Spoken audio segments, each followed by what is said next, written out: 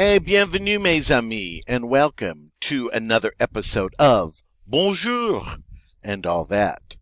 Now this is the French language video series that the Spanish Club at Ukulele High School in Birdsnot, Kentucky does not want you to see. Now what is today's lesson? Well, it's all about vocabulary, and specifically the vocabulary for different parts of the body. Are you interested? I know I am. And since you came here to learn French, and I came here to get 15 minutes of fame, well, let's get started, shall we? All right. Number 1, un bras. Un bras. And that's how we say arm in French.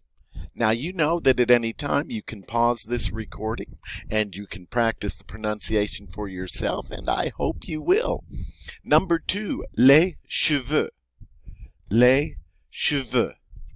And that's how we say hair in French. All right, notice that hair is plural unless you're talking about a single strand of hair. So in French, if you wash your hair, you wash your hairs. Okay, if you comb your hair, you comb your hairs. All right, that's how it goes. Number 3, encore. Encore. And that's how we say body. Number 4, un cou. Un cou. Very simple. And it means neck. And then number 5, un coude. Un coude. Sounds very similar to number 4, but this means elbow. Now I should take this opportunity to let you know, you see this here, and later on you'll see words that start with une, and that is how you say a or an in French, depending upon whether or not the noun is masculine or feminine. It's un for masculine and une for feminine. So while I don't translate the a or an over here in the English, I put it here in the French so that you know what gender this noun is, whether or not it's masculine or feminine. Okay, well, I just wanted to clear that up in case you were wondering. Okay, now we can move on. Number 6, un doigt. Un doigt. And that's how we say finger. Number 7, un doigt de pied. Looks very similar to number 6, and there's a good reason for that. It means toe. So in French, a toe is a foot finger. That makes sense. All right, number 8, un genou. Un genou. And that's the word for knee. Number 9, un menton. Un menton. And that's the word for chin. And then we finish up this section with number 10, un nez. Un nez. Something Rudolph is famous for, and that is nose. Okay, plenty more to go. Let's get on with the next set.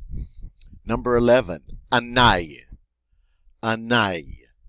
Very strange sounding, don't you think? And notice here this O and this E written close together. They're supposed to be written that way. It's called a ligature, and it's called an E dans l'eau. An E in the O. And it's just one of those things that the French do from time to time. It has kind of an sound. And notice here the L also on the end kind of has a Y sound. So it's a very strange little word. What is un oeil? That is an eye. Okay, number 12. Un pied. Un pied. That is foot. 13. Un poignet. Un poignet. That is wrist. Notice the GN has that ñ sound. Poignet. Number 14. Un pouce. Un pouce. And that's how you say thumb. And then 15. Les yeux.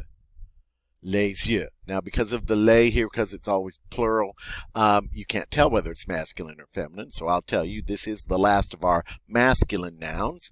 And it is eyes.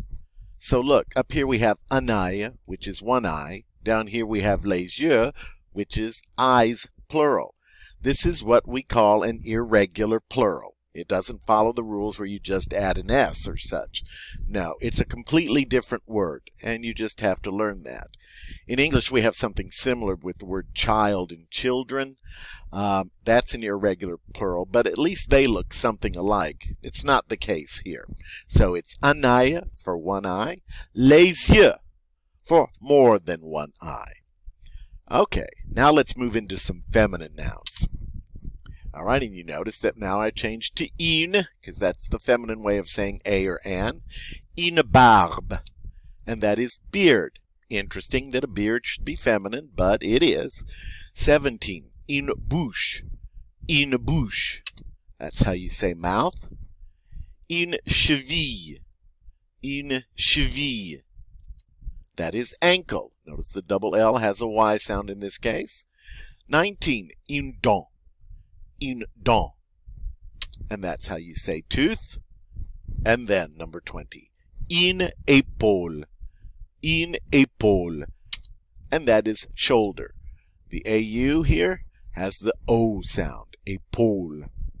All right. Oh, there's plenty more. 21, une jambe. Une jambe. Notice you hear the but we shouldn't hear the N when we say this word. Une jambe.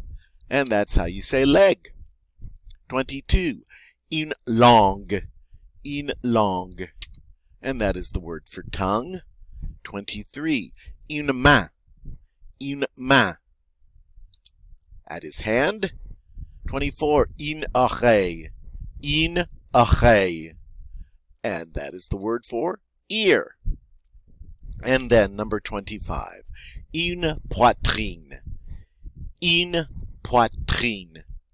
And that's how you say chest. I know you're ready for more. I am too. 26, the last of our feminine nouns, une tête. Une tête. And that is how you say head. All right. Let's look at some verbs now. 27, faire mal à. This is an expression that means to hurt, means to feel pain. This is the verb you would use if you want to say, my leg is hurting. All right? You're feeling the pain. It's hurting you. All right? You would say, la jambe me fait mal. La jambe me fait mal. Literally, my leg is doing bad to me.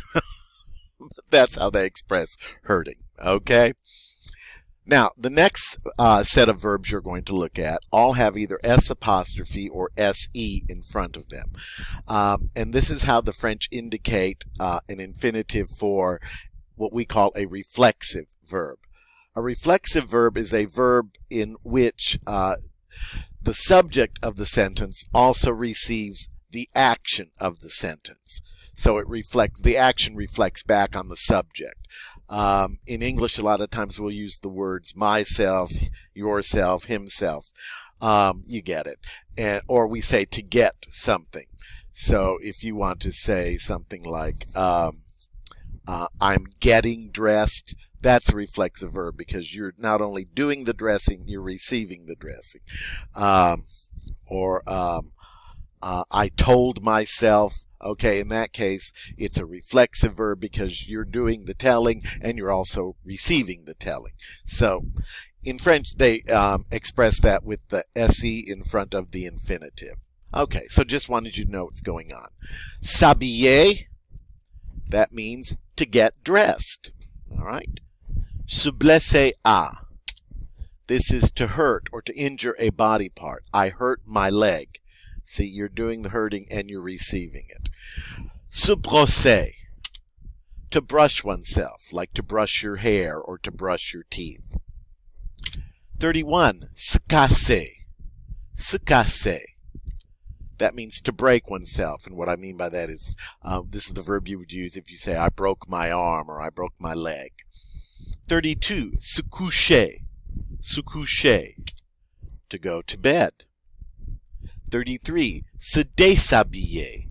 Se déshabiller. And you might have guessed this means to get undressed. 34, se laver. Se laver. To wash oneself, like to wash your hands, to wash your face. 35, se lever. Se lever means to get up, like to get up in the morning. 36, se maquiller. Se maquiller. And that means to put on makeup. 37, se peigner. Se peigner. This is to comb oneself, like to comb your hair. 38, se préparer.